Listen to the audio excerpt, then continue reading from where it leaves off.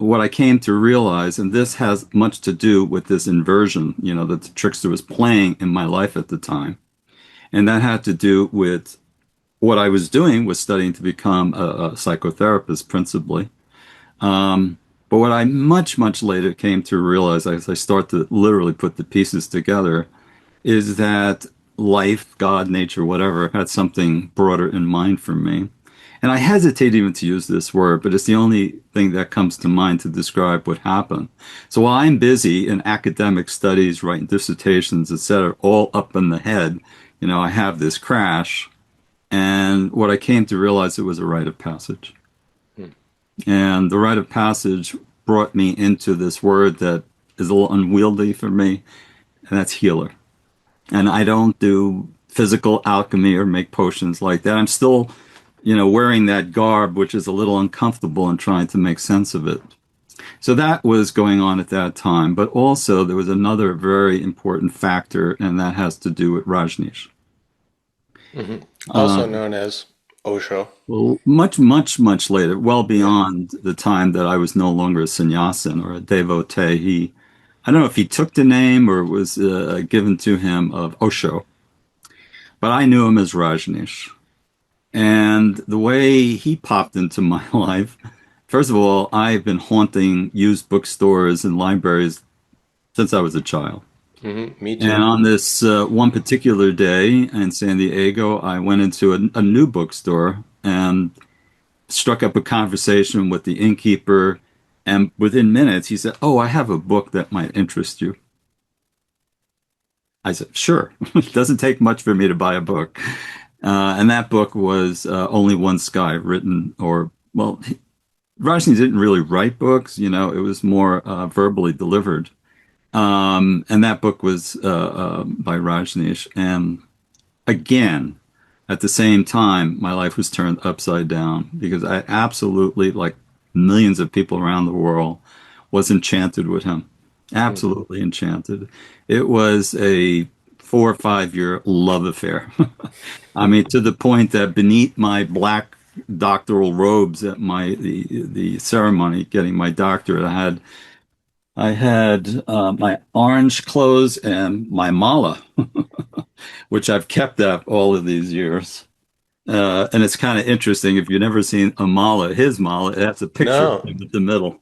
Yeah, so I if should people are hold that only up. listening, it's a Rudraksha mala, and it's got a little photo of Right. Rajneesh slash Osho on it. Yeah.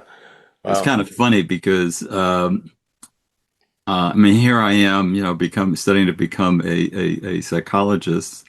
And at the time, they had brought in Maurice Friedman, who's a fairly famous philosopher, who I don't think knows anything about much about spirituality. But he saw that mala, saw the picture, and he kind of squinted his eyes and says, "Was that a picture of your dog?" It's hairy, shaggy dog. Which made me laugh. But, I didn't take it so much as an insult, because, from a point of view of Rajneesh, if he had been listening to that, he would have loved it. Yeah. The trickster in him, and he is a trickster par excellence, uh, is friendly. He's a Mm. friendly companion. He serves us as in many different ways, including communication and language and the written word, etc. So all of these factors were kind of coming together. The Rajneesh, the crash, my studies, etc. And through that, I dove into my dissertation studies and quickly learned that in the last 30 years of Dr. Jung's life, he was studying alchemy. And you can't study alchemy without becoming familiar with Mercurius because he is the archetypal patron of alchemy for many good reasons, which I'm sure we'll get into. Mm. So that's as brief a summary as I can give you about how Trickster kind of, popped into my life and has been with me ever since. I will also just add a footnote to that, which I think is relevant. So in the Indian tradition, you're given a name, a new name, because it's kind of like, I guess, in a Christian sense, reborn. Hmm. And so the new name isn't so much a tag, or a title. It's a path. And the name that I was given on this blank letterhead from his ashram, this is the ashram, by the way, that was in Pune. Hmm. That is significant also. I think we'll get to that in time. Because when the ashram moved to Oregon, things Everything changed. literally turned upside down for me as well, personally. Mm.